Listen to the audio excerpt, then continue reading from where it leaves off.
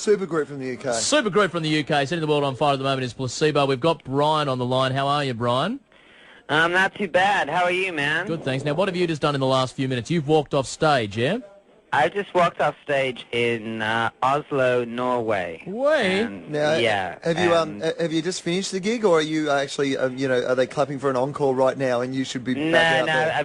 I finished the gig about like 20 minutes ago, so I've still got all this adrenaline buzzing around in my body. You weren't halfway through the gig and you didn't say, look, I've got to ring Adam and Will at Triple J. Yeah, exactly, yeah. Steve, if you can do a big drum solo, I'll be back in 15. No, it wasn't like that. It wasn't like Kiss Alive 2, or anything like that. There's no Moby Dick involved in our show. You know what I'm saying? If you could go back to one of the great 70s, 80s, you're talking your Kiss, your big hair, when all that just stadium rock began, what would your dream be, Brian? Who would you like to be up in front of stage? Oh, fuck! Excuse me. That's There's nobody else apart from Black Sabbath. Oh, Brian and Ozzy. It would have to be the Sab.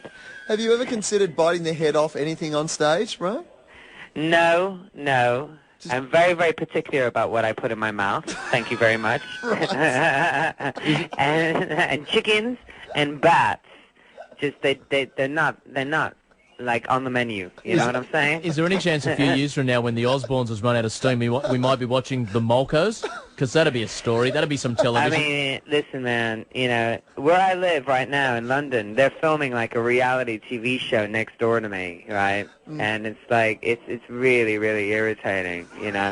I've got, I'm on tour now, so I'm kind of away from that stuff. But like this reality TV stuff just gets on my nerves. The Osbournes is good, because it's got an edge to it, and Ozzy's really, really funny. I met him once, and I had my photo taken. Me and Tim from Ash, we were scared to go up and say hi to Ozzy, so we went up to Ozzy together, and like we went, "Hey Ozzy, can we have our photo taken with you?" And he's like, "Yeah, cool." And he was like shaking and stuff, and he wasn't shaking because it was Tim from Ash and Bryan Molko from Placebo. He was just shaking, It's just what he does. So you say you hate the reality TV, so you can't imagine you ever going on, say, a Celebrity Big Brother or something like that, Brian? Because I'd love to see you in a Celebrity Big Brother house with a couple of pop stars and some soapy people.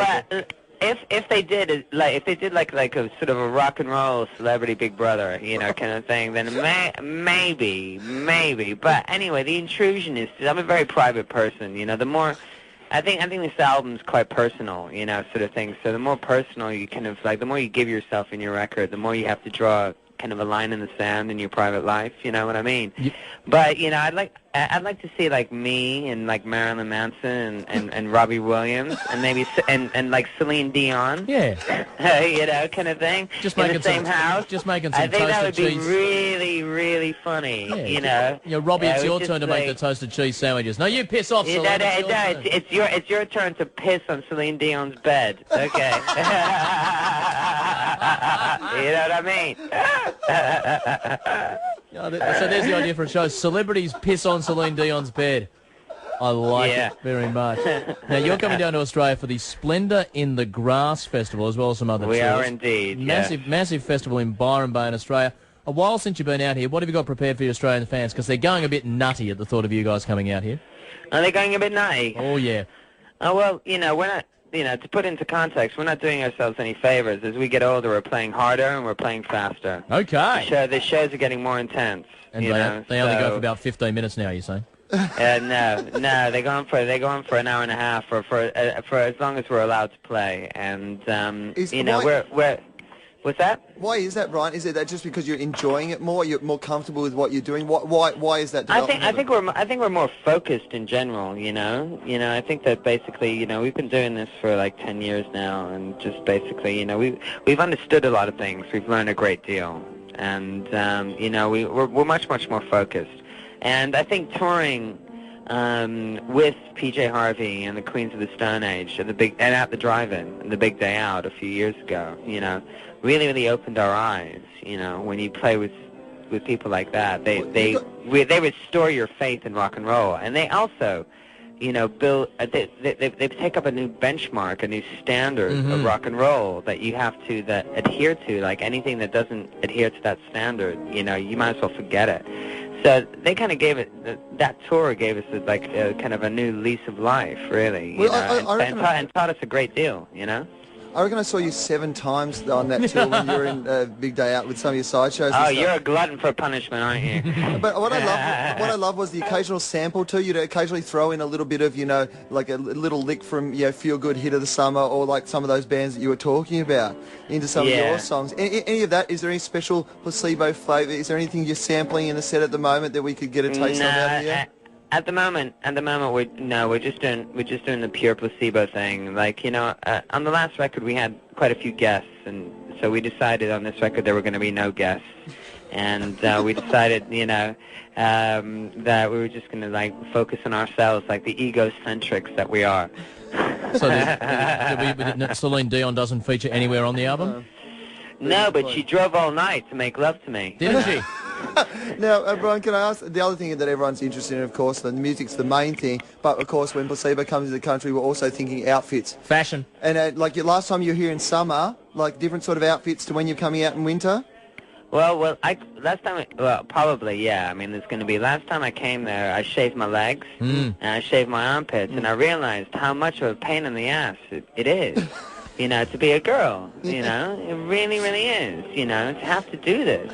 You know, I mean, I did it once or twice over the whole Big Day Out tour, and it's just kind of like, my God, you know, this takes so long, you know, and like, it really put things into context for me, you know. Let me ask you a quick question about the rest of the band. On drums, Steve Hewitt, is he still the sexiest drummer in rock? Oh, not only is he the sexiest drummer in rock, but I think he's up there with John Bonham these days. Whoa!